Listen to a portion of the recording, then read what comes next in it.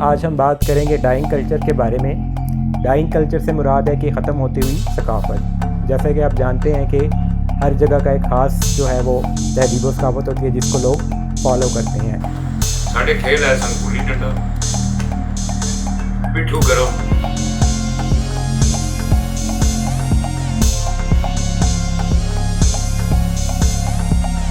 शहरों में आप जाकर देखें, ग्राउंड्स हैं, ग्राउंड भरे होते हैं, मतलब हॉकी भी हो रही होती है, फुटबॉल भी हो रहा होता है, क्रिकेट भी हो रही है। लेकिन देहातों में आप ग्राउंड ही नहीं है तो बच्चे कहाँ जाएंगे। अब आप देखें ना, ये क्रिकेट खेलते हैं ऊपर शेरगर, वो भी जगह है मतलब खेलने की। अगर कोई बच्चा गिर जाए, कुछ हो जाए, मतलब वो तो गया ना। मतलब मैं तो हैरान होता हूँ कि वो किस तरह खेलते हैं। मतलब उधर मुझसे बहुत लोग सवाल करते हैं कि आप मोबाइल पर गेम क्यों खेलते हो। आवाज़ आ रही है जी, थोड़ा ऊंचा बोलो ना, आवाज़ नहीं आ रही। आवाज़ नहीं आ रही, हेडफोन की। आवाज़ बहुत ऊंची, आवाज़ नहीं आ रही। अच्छा।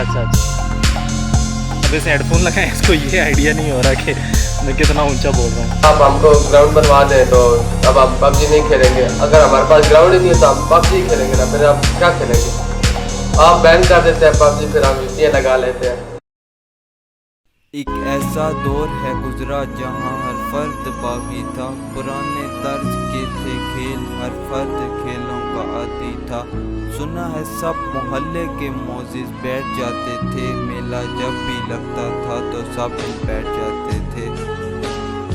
मगर ऐसा नहीं होता, नया जो दौर आया है, ना बंदा है ना खेल, ना ही पेड़ों की छाया है।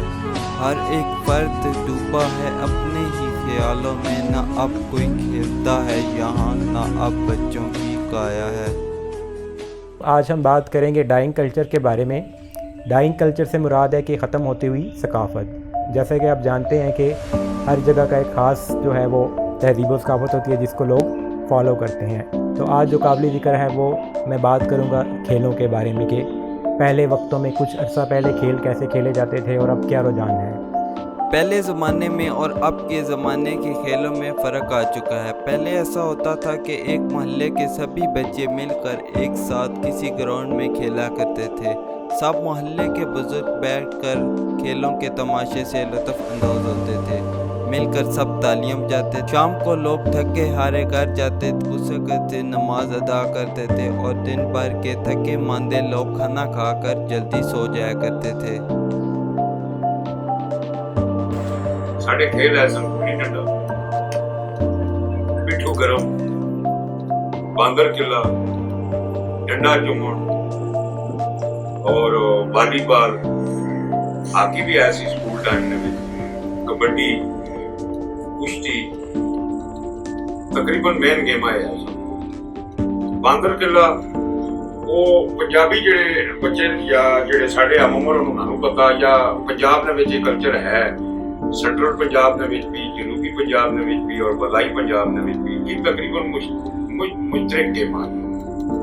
वॉलीबॉल, हॉकी, कबड्डी और कुश्ती, ये तो तकरीबन हर कौमी सतह पर इलाकाई एक गेम होती है तमाम। पुराने दौर में तो वो कबड्डी जो है ना, मेन मतलब इवेंट कबड्डी होता था। मतलब ये जेह्ड़ियां दूसरियां गेमां सन, पिट्ठू गरम, वो 5-7 घड़ा टुटे आ, उसनियां वो असीं पंजाबी ते ठीकरी कहने आ, वो पीस जेह्ड़े आ उन्हां नूं 5 या 6 इंच एक दूजे उत्ते रख के वो दायरा लाना और 2 टीमां बननियां। 2 टीमां बना के 4-4 दियां, 6-6 दियां, जितने असीं बच्चे होंदे आ, जनानी आपस विच बनदी होंदी है, जनाना आपस विच तलक या वो गैदरिंग होंदी है। वो पहले एक बंदे वारी करते हैं, फिर दूसरे करते होंदे हैं, फिर जिस वक्त तो ठीकरियां गिर जांदियां होंदियां आइयां, वो पीस गिरदे होंदे हैं, तो वो गेंद जाके मारना, जिसनूं लग जांदा फिर उसने वो नंबर आ जाता। ये मतलब मुख्तलिफ किस्म दी साड़ियां गेमां आइयां पंजाबी। गुल्ली डंडा होंदा, बड़ी इंटरेस्टेड दिलचस्प गेम आई। बांदर किला वो पंजाबी जेड़े बच्चे या जेड़े साढ़े आम उम्र उन्हां नूं पता, या पंजाब दे विच कल्चर है। मेन कबड्डी जो है वो खेतों में मतलब खेली जाती थी। ज्यादा जो है ना लोग वो कबड्डी खेलते थे। लेकिन ज्यादा जिस वक्त वो बच्चे 5ਵੀਂ 6ਵੀਂ 7ਵੀਂ ਤੋਂ ਉੱਤੇ ਹੁੰਦੇ ਆ ਫਿਰ ਉਹ ਅਗਲੀਆਂ ਗੇਮਾਂ ਚਲੇ ਜਾਂਦੇ ਆ। ਵਾਲੀਬਾਲ ਹੋ ਗਿਆ ਜਾਂ ਕਬੱਡੀ ਹੋ ਗਈ, ਕੁਸ਼ਤੀ ਹੋ ਗਈ, ਉਹਨਾਂ ਨੂੰ ਉਹ ਸ਼ੌਕ ਲੱਗ ਜਾਂਦਾ ਹੈ। ਫਿਰ ਜਿਸ ਵਕਤ ਮੈਟ੍ਰਿਕ ਦੇ ਵਿੱਚ ਉਹ ਬੱਚੇ ਚਲੇ ਜਾਂਦੇ ਆ 10ਵੀਂ 8ਵੀਂ ਤੋਂ ਉੱਤੇ ਹੋ ਜਾਂਦੇ ਆ, ਫਿਰ ਉਹ ਪ੍ਰੋਪਰ ਇਸ ਗੇਮ ਦੇ ਵਿੱਚ, ਕਿਉਂਕਿ ਇਸ ਸਕੂਲ ਦੇ ਵਿੱਚ ਹੀ ਰਾਇਜ ਹੈ ਕਬੱਡੀ ਖੇਡਣਾ, ਕੁਸ਼ਤੀ, ਵਾਲੀਬਾਲ ਸ਼ੂਟਿੰਗ ਹੋਣਾ ਹੀ ਸਮੈਸ਼ ਨਾ ਹੀ ਹੁੰਦਾ। ਅੱਜ ਵੀ ਸਾਡੀਆਂ ਇਹਨਾਂ ਜਗ੍ਹਾ ਤੇ ਸ਼ੂਟਿੰਗ ਹੀ ਚੱਲ ਰਿਹਾ ਤਕਰੀਬਨ। ਬੜੇ ਨਾਮਵਰ ਖਿਡਾਰੀ ਕਬੱਡੀ ਦੇ ਬੜੇ ਨਾਮਵਰ ਖਿਡਾਰੀ ਹੁੰਦੇ ਆ, ਕੁਸ਼ਤੀ ਬੜੀ ਹੁੰਦੀ ਹੈ।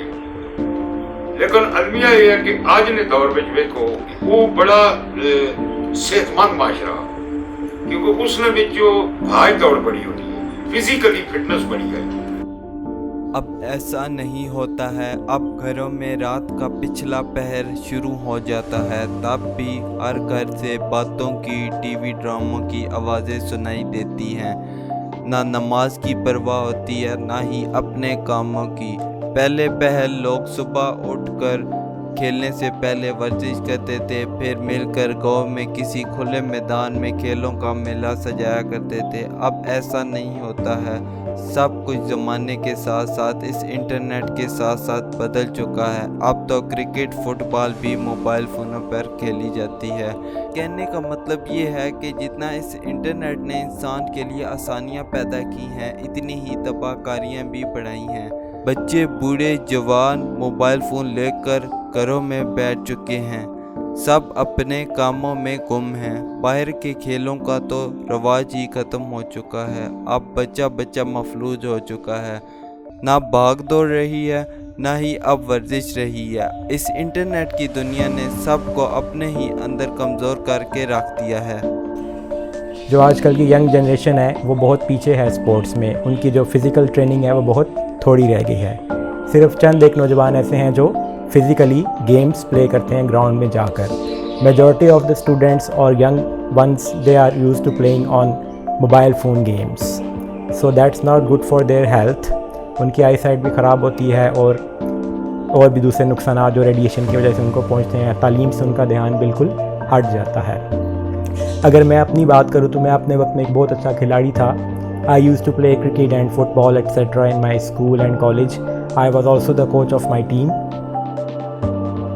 मुझसे बहुत लोग सवाल करते हैं कि आप मोबाइल पर गेम क्यों खेलते हो। इसकी वजह ये है कि पहले नीचे ग्राउंड होते थे खेतों में, अभी वहाँ पर फसलें लगा दी गई। हमारा कोई ग्राउंड नहीं है इस गाँव में। आप सब कहते हैं कि पबजी ना खेला करें, और हम पबजी इसलिए खेलते हैं कि हमारे पास कोई ग्राउंड नहीं है खेलने के लिए। तो फिर अगर आप हमको ग्राउंड बनवा दें तो अब हम पबजी नहीं खेलेंगे। अगर हमारे पास ग्राउंड ही नहीं है तो हम पबजी खेलेंगे ना, फिर आप क्या खेलेंगे। आप बैन कर देते हैं पबजी, फिर हम ये लगा लेते हैं। इसलिए कहता हूँ कि ग्राउंड बनवाएं। हमारी फिजिकल एक्टिविटी के लिए कोई ग्राउंड भी नहीं है, हम क्या खेलें। इसलिए टाइम पास के लिए हम मोबाइल पर ही गेम खेलें।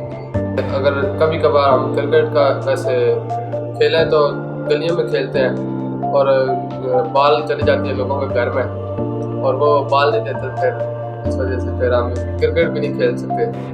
अब फिजिकल स्पोर्ट से ज़्यादा भी लोगों का ध्यान पबजी, फ्री फायर वगैरह पे आ गया।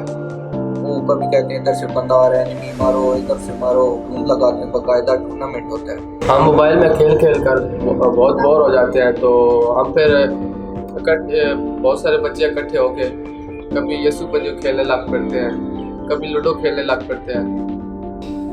Another thing that we see in this dying culture is that lack of playgrounds, lack of supporting people.